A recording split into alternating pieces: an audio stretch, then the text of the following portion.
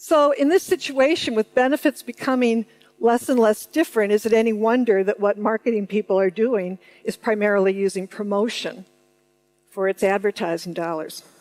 At the same time, Procter & Gamble has a lot less supplier power.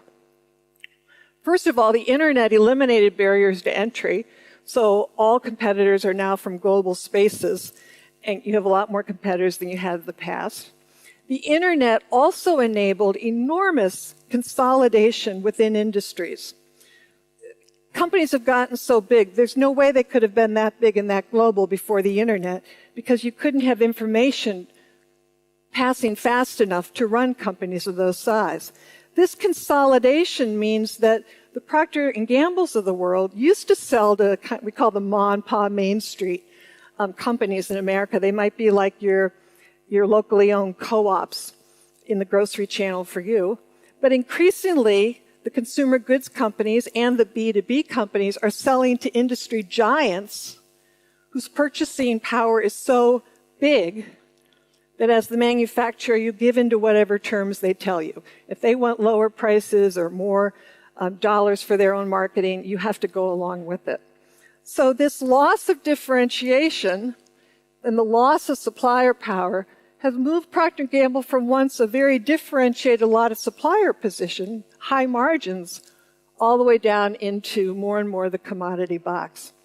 Even consumers have more power today because of the internet, and we can shop prices and find out in our neighborhood using a mobile application where the lowest price is for a product or service that we're interested in.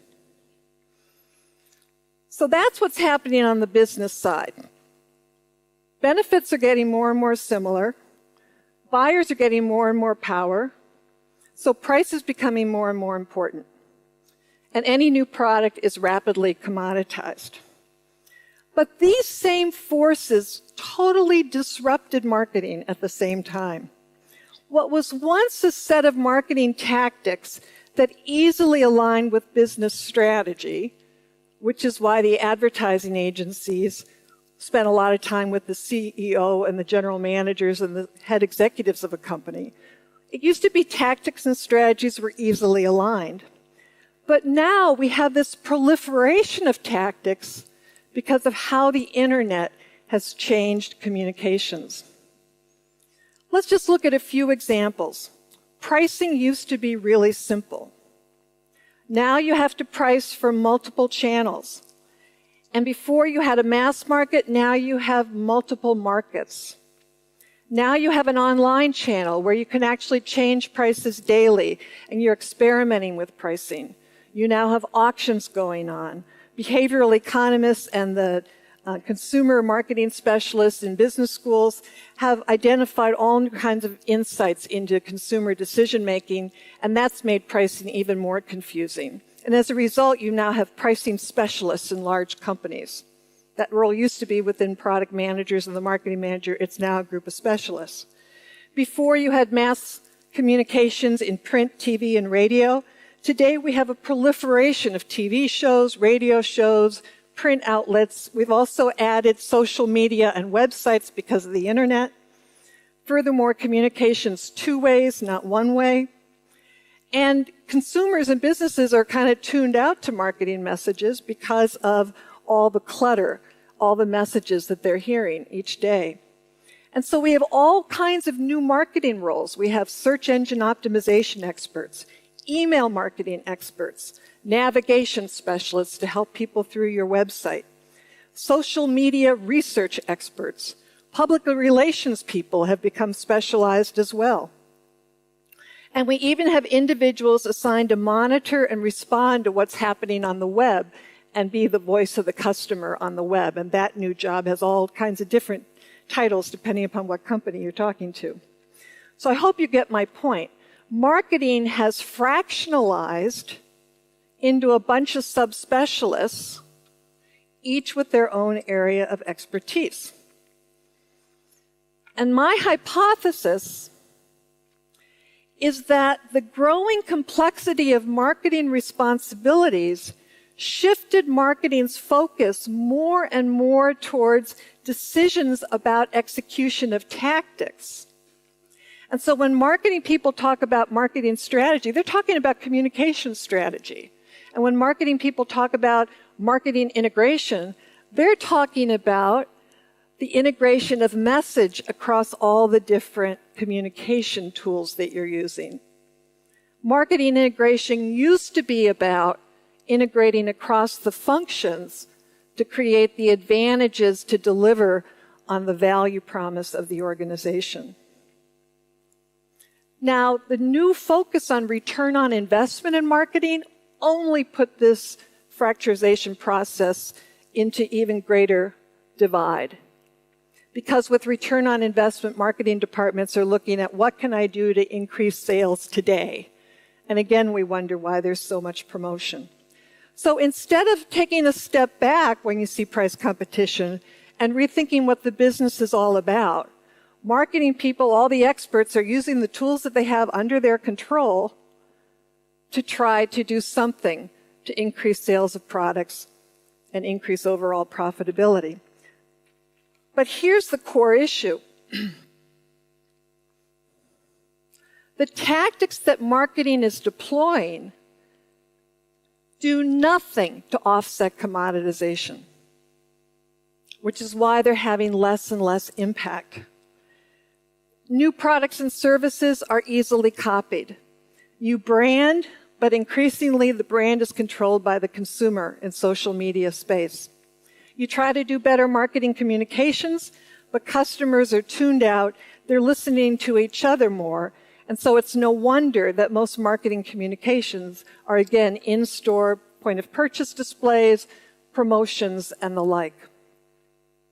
The strategies marketing uses have lost their power because they do nothing to change the forces that have been driving commoditization across so many categories. More powerful customers, growing price transparency, more competitive intensity due to global markets and excess supply, and finally, less difference in benefits because of this service sector that allows any company to copy any other company's products. So the net result is that marketing is awash in tactics, each of them having less and less impact. Operations is on steroids, trying to cut costs to hold on to profits, because only one company can win at the commodity game. That's the one with the lowest cost structure. And customers, even the brand loyal, are less and less loyal, always willing to change brands if they find a good deal. So what do you do? If you can figure out how to be the lowest cost and stay that way and have a likability factor that's positive, that's one strategy. But many companies can't do that, especially ones in Western economies where our labor costs are higher. Or they don't want to do that because they don't want to have a business all designed about winning on price. As I look through the companies I'm familiar with in Sweden, one example that stood out to me, a company that's done a good job of raising its prices and having some premium in its markets, is Electrolux. Electrolux used to be a manufacturing-driven company. It's now very consumer-centric. And in the 60s, 1970s, and 1980s, it acquired about 300 local appliance makers, many of them in Europe. And it also acquired White Consolidated Industries, which owned the Frigidaire brand, which is the major brand for kitchen appliances in the United States. But by the end of the 90s, the leadership team realized that cost economies, this merging of companies, lowering costs, that was no longer going to get them the profit growth that they wanted, and they decided to rethink what their company was all about. They made a commitment to move from being a manufacturing-centered company to a consumer-centered company. But to do that, they needed to add a lot of new competencies and advantages, which they did. They developed an advantage in listening to customers, so much that they have a really interesting, what they call a thoughtful design process, which listens and makes everything that they do somehow fit with what customers are talking to them about. And they've ended up with a very intuitive and simple interfaces. In Norway, I have all Bosch appliances. I still can't figure out, even reading the guidebooks, how the different buttons work. They're not intuitive in the least bit. whereas Electrolux's really are. They've moved into the premium segments of the appliance markets. They're not at the very highest end, but I expect that they'll get there eventually with their business model evolution.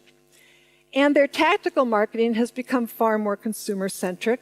Before they would introduce one new product, now they introduce the whole kitchen suite, and with it, a whole unique feeling for the kitchen.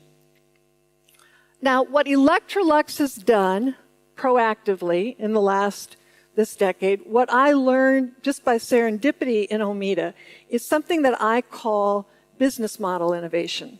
And in fact, it's the only solution to commoditization. New products alone won't get you there. They're necessary, but they're not sufficient. You have to rethink what your entire business is all about and evolve your business model, because the new basis of competition in our economy is no longer features and benefits of products. It's who has the best business model. In fact, looking across America, looking across Europe, you find that the winning companies are the ones that have a better business model than their competitors. Harley-Davidson's had some recent problems because of the recession, but they had a business model defined around motorcycle experiences, which allowed them to completely transform their offering and their relationship with their customers compared to BMW and Honda and the other Japanese motorcycles in the market. Apple has a brilliant business model. While other people are trying to catch up with the phone, they come out with the iPad because it's completely consistent with a business model that's designed to make computing effortless. So all of these companies and many more have unique business models, and that's why they're winning in their marketplace. Now, the business model is really simple to understand. It's the answers to 5 core strategy questions that every leadership team should answer, and everyone in the company, especially the marketing department, should know the answers to. The first is, who's our strategic target market? Electrolux's target market used to be the retailer selling its products. Now it's the consumer. What business are we in? At Omeda, we changed from being in the business of a full line of anesthesia, equipment, and services to we're in the business of improving anesthesia safety. What is our value promise? H&M is a really hot new chain in America. I know it's not new for you here in Sweden, but they came in with a really innovative value promise, fresh looks at affordable prices, because they have this advantage of a rapidly changing product mix compared to the product mix that you see in Gap or department stores or other places where people buy their clothing. So with new advantages, a better value promise, they've gained rapid share from the other clothing stores in the US.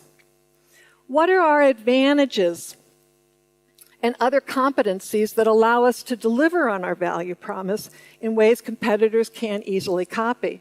I do a lot of work in the construction industry, and I've been very impressed by Skanska, if I pronounced that correctly.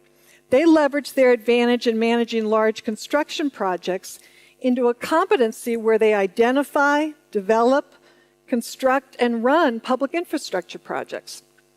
And they're doing very well. Of course, with this global recession, all companies in anything related to construction are having some issues.